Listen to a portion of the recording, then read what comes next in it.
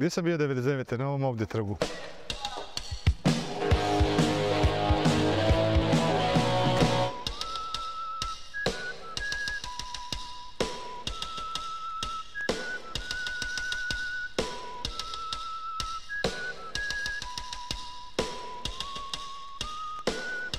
Na ovom ovdje trgu i čekali smo da počne prvi Motovun film festival u ogromnoj neizvjesnosti. Zapravo kad vidim kako sam izgledao onda i kako izgledam sad, da vidim koliko je godina prošlo.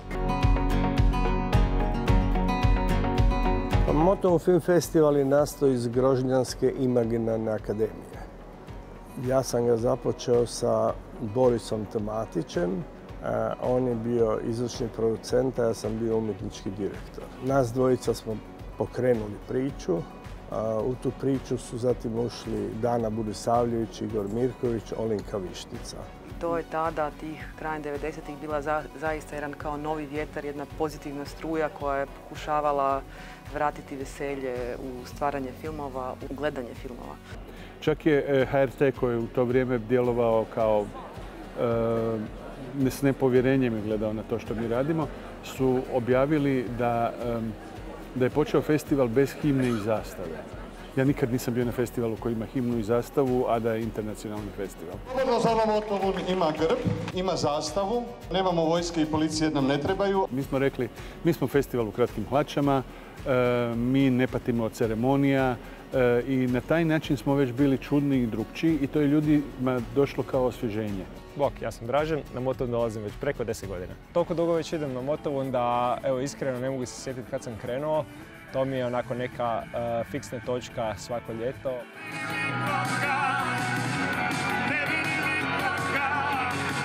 Počela sam kao volonterka, onda sam evoluirala u staff i sad se i dalje vraćam. Najdraža godina mi je bila 2013. Tad smo gledali film Adelin život, Blue is the warmest color, i mislim da ima nešto u tom da 600 ljudi zajedno na trgu gleda jednu jako dugačku scenu seksa.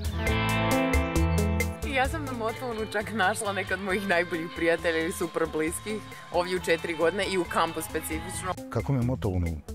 Kod kuće sam. Motovun je trijumf slobodne volje. Najluđa stvar na Motovunu, teško je zbilja odabrati od svega. To bi bilo nešto na spektru od opere koju ti pijeni punker pjeva ispred šatora cijelu noć. Izađi mala!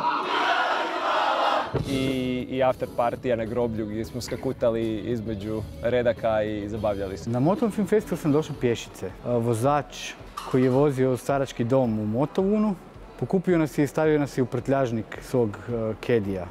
I tako smo zapravo došli do podnožja Motovuna jer je rekao da nas ne može voziti gore na brdo jer da smo preteški. Na Motovun sam prvi put došla 2001. godine i tada je to bio jedan jako punkirski festival koji je živio cijelu noć. I kao dolazili smo mi zbog filmova, ali zato što je Motovun generalno bio cool i nekakav prostor slobode. Dobrodošli u slobodnu zonu Motovun. Sjećam se prvog dana. Mislim da je bio utorak. To je bilo dole sve zakrčeno, u Motovun se nije moglo proći. Uzbuđenje je bilo veliko. To je bilo masovno, to nisi mogao proći ulicom. Sa tehničke produkcijske strane Motovun je to je doslovno kao da zapravo pokušavate napraviti festival na praznoj livadi. Sad ima puno više stvari nego kako je bilo prije 20 godina, ali tamo doslovno nema dovoljno struje za sve što nama treba. Mi na brdo moramo donijeti apsolutno sve, od kemijske olovke i WC papira do kinoprojektora i platna. S obzirom na nezahvalnu konfiguraciju terena, to bi bilo potpuno nemoguće da nema gospodina Đanija. Čovjeka koji je 100 puta prevezao svoj traktor gore, dolje, uzbrdo, nizbrdo i time nam zapravo donio sve što je potrebno da festival započne. Nekad dok su filmske trake i film dolazio na filmu, na vrpci, stvari su bile puno teže. Tih 30 kila koliko je bila svaka filmska kopija, to je trebalo stići nekim kurirom. Sada samo imamo još onu zadnju psihozu razmišljanja kad će došli ovi zadnji printeri filmova koji su još na carini negdje zaglavili. I onda je to nakon toga trebalo sve skupa skupiti, paziti, otfurat, dignut gore sa traktorom, pripremiti, premotati na 5 km velike role i distribuirati po kinima. Sad ti cijeli festival praktički stane na 2 diska. Inače, tih 5 dana živimo na kokicama i pivi i onda je najbolji moment kad se neko kaže da postoji neki event u vrtu, dođeš tamo, a tamo tartufi, kanape, teran i onda tih sat vremena uživaš u rajskom vrtu, onda se vratiš ponovo na život na kokicama. Dođem sim i 5 dana klipsam ili klopam i pijem medicu i gledam filmove. Ja uopće ne mogu zamisliti ništa drugo što bi me zadovoljilo kao ta kombinacija. Bio sam nekoliko puta na motovonu, naravno bio sam na prvom motovonu kad nas je Rajko Grlić sve zvao i bio oduševljen kako je on to pokrenuo i pomagali smo mu svi mi. Nema puno festivala koji ima takvu fantastičnu paletu gostiju kao što smo mi skupili, jer to su sve ljudi koji ne uživaju jako na velikim festivalima. Mi smo im nudili nešto drugo, mi smo im nudili autentičnost, šašavi festival i oni su to prepoznavali i zato stvarno smo imali gostiju Da, nema kog nismo imali. Imali smo Petera Dinklage'a iz Game of Thronesa prije nego što je bio Game of Thronesima. Imali smo Jasona Biggsa, zvijezda američke pite, a kod nas je došao sa malim nezavisnim filmom. Terry Jones, Monty Python grupa. I apologize profusely for bringing the rain last night. Bio je Terry Gilliam, recimo, iz Monty Pythona. Obukli smo ga u biskupsku uniformu i on i Boris Dežulović su zajedno držali nekakvu lažnu misu ispred crkve na trgu. I ne uvedi nas u minus, nego izbavi nas od PDV-a. Ruben Östlund, koji je vodeći evropski filmski redatelj, koji bi zapravo svaki festival ovoga svijeta htio ugostiti. I really like it. The most impressions that I have had so far is about the nature. It's a beautiful landscape here. Tu je bilo divnih scena. Pamtim kad je Mija Oremović dobijala, imala je taj dan 80. rođendan i mi smo u publici podijelili male svijeće. Ja sam otišao po nju, prije toga sam zamolio Natašu Dorčić, Cvitkovićku i Dariju Lorencin da dođu na scenu. Te 3 divne glumice su počele pjevati Happy Birthday i dok se Mija polako okrenula, zagasila su se svjetla na trgu i 1000 ljudi je stalo sa svijećama i pjevalo Happy Birthday. Meni je bilo recimo fantastično ono otvorenje kad smo svima u publici dali kacige. To je bila akcija koju smo htjeli upozoriti da su motovunske zidine ugrožene, da se urušavaju. To je bio naš pokušaj da pomognemo lokalnoj zajednici da nabavi sredstva što god. Kada su nam Finci bili zemlja partneri, kada je Deda Mraz otvorio festival i po nama je svima usred ljeta padao lažni snijeg. Pasoše na pregled. Kontrola putovnica, molim. Passport control, please. Ono što je važno znati je da motovun zapravo nose volonteri.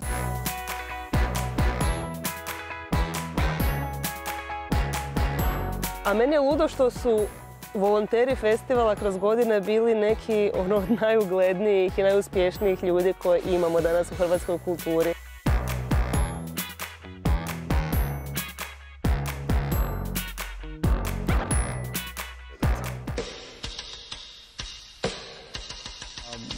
Bilo je zanimljivih oluja, bilo je nestanaka struje. Toput smo imali da se otvori nebo i krene taj prolom oblaka i ljudi plešu sa kišobranima i pjevaju i nekako ništa nije problem.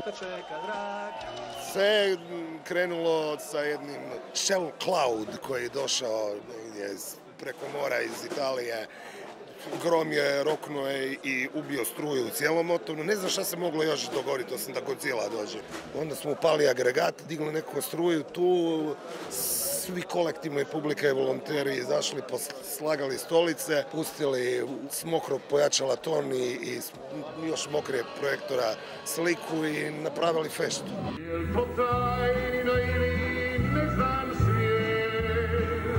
Dragi prijatelji, Alfie Cabillo.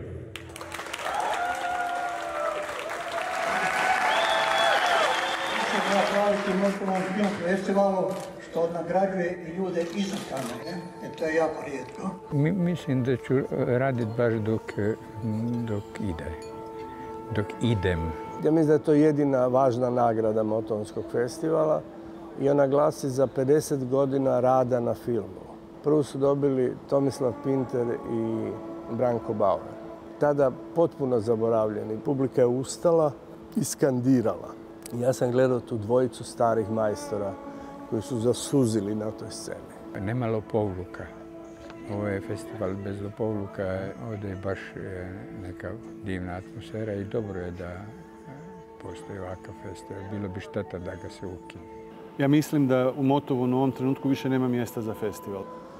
30 godina su, 25 godina su, tako rekući, na dnevnoj bazi bili u medijima i taj festival je gradio imidž jednog čudnog, lijepog, slobodnog, začaranog grada i oni od tog imidža danas žive dobro i festival je postao suvišan.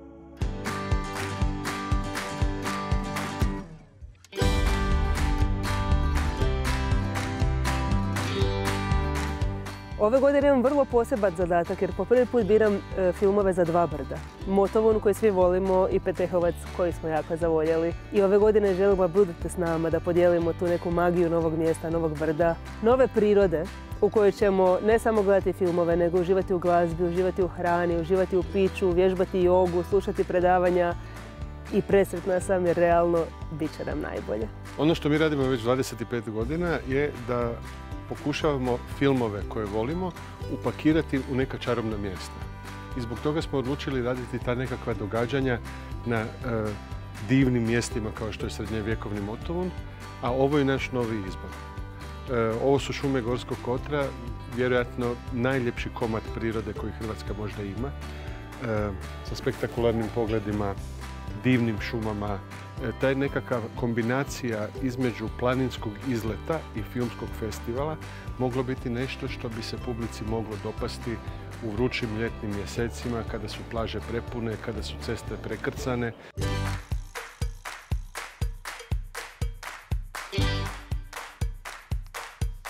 Imati ćemo kino na otvorenom, na sanjkalištu, bit će jako lijepo. Imati ćemo zatvoreno kino koje podižemo usred ničega, biti će jedna lijepa kupola i zvati će se Francis Ford kupola. Znači kada dođete tamo dočekat će vas te velike kupole, to je visina preko 15 metara. Ja mislim da ovo će biti jedna lijepa fotografija gdje će ljudi moći na prostorama ležati po danu i suncu kad je lijepo vrijeme kao danas. Motovun Film Festival je svoju energiju crpio iz prekrasnih ljetnih noći. Motovun je živio punim plućima od sumraka do zore. Ovdje nam se čini da imamo priliku za nešto drugo, a to je za festival koji će zapravo biti prvenstveno dnevno iskustvo. Ovdje će najjače projekcije neće nužno biti navečer, bit će i po danu. U podne, u 3 popodne, u 5 popodne će biti jednako jaki i jednako atraktivni naslovi. Ja sam dijete ove zemlje i dijete Motovuna i kao što gledajući tu hrpu ljudi koji se sele odavde sam uvijek mislila pa ne bih išla na ništa osim ako je jako bolje. Tako mi je bilo u Motovunu, znači volim ga, ne želim ići osim ako je puno bolje. I sad baš mislim da smo našli to bolje i ovdje želim biti narednih 25 godina. Pa ja samo mogu zaželiti Igoru sretno, da krene s jednim entuzijazmom s kojim smo mi krenuli u prvi Motovun, da nađe klince i klinceze koji s njim vjeruju u taj projekt i da napravi nešto potpuno novo. Ja sam u Motovun došao sa idejom da će to biti projekt koji ću raditi mjesec, dva jer sam tada imao vremena. Dobro večer i dobrodošli. Na kraju je ispalo da je to najdugovječniji projekt u mom životu. Nikada ništa duže nisam radio nego li filmske projekcije u Motovunu. Ostario sam hodajući po onim kamenim ulicama. Došao sam tamo kao mlad čovjek koji je hodao brzo, otići ću kao čovjek koji pazi da ne stane krivo. Puno sam uložio u sve to, međutim, mislim da je vrijeme. Početci su uvijek teški. Mislim da je trenutak, mislim da festivalu treba nova svježina, nova krv, da mu treba svježi planinski zrak, da mu trebaju novi ljudi koji će otkrivati nove pejzaže, da treba mjesto gdje će se graditi nove priče. Živjeli! Živjeli!